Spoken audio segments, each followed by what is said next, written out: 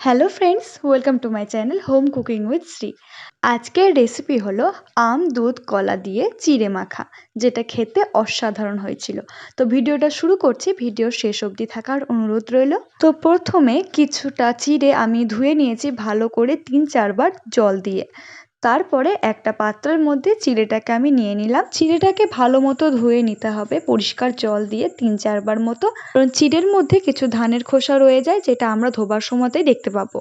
তো তারপরে আমি নিয়ে নিয়েছি কিছুটা ঈষৎ উষ্ণ গরম দুধ, আর এটা আমি চিড়ের মধ্যে দিয়ে দিলাম।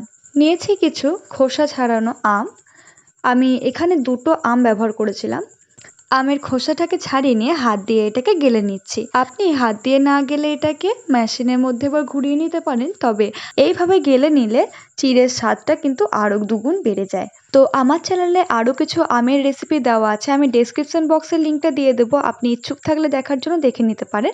আর আপনি যদি এই চ্যানেলে প্রথম হয়ে থাকেন তাহলে প্লিজ আমার চ্যানেলটাকে সাবস্ক্রাইব করে নেবেন, বেল বাটনটাকে ক্লিক করে দিয়ে অল করে দেবেন, যাতে প্রত্যেকটা ভিডিও নোটিফিকেশন সবার আগে আপনার ফোনে ঢোকে।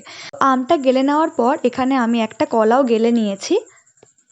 আর আম আর কলাটা গেলে নেওয়া হয়ে গেলে আমি ভালো করে মিশিয়ে নিচ্ছি এটা চিড়ের সাথে।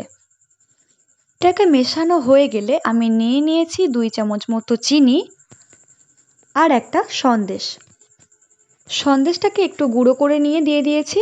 আর এটাকে দেওয়া হয়ে গেলে আমি আরও একবার এটাকে মিশিয়ে নিলাম সব কিছুর সাথে। মেশানো হয়ে গেলে ওপর থেকে একটু আমের রস দিয়ে দিয়েছি, যাতে এটাকে দেখতে ভালো লাগে। তারপর আমি দিয়ে দিলাম একটু আরও কিছুটা সন্দেশ, গোল গোল করে কেটে নেওয়া কিছুটা কলা, ছোট ছোট করে কেটে নেওয়া আম, আর কিছু ড্রাই ফ্রুটস যেমন কাজু, কাঠবাদাম, কিশমিশ ইত্যাদি। আর সব শেষে একটু মধু দিয়ে দিয়েছি ওপর থেকে। তো এই চিড়ের রেসিপিটা অবশ্যই একবার বাড়িতে করে নেবেন, আর আমাকে কমেন্ট বক্সে জানাতে ভুলবেন না কীরকম হয়েছিল খেতে। তো ভিডিওটা যদি ভালো লেগে থাকে তাহলে প্লিজ লাইক, কমেন্ট, শেয়ার করবেন, সাবস্ক্রাইব করে নেবেন আমার চ্যানেলটাকে। আর আজকের জন্য এইটুকুই, দেখা হচ্ছে পরের ভিডিওতে নতুন একটা রেসিপি নিয়ে।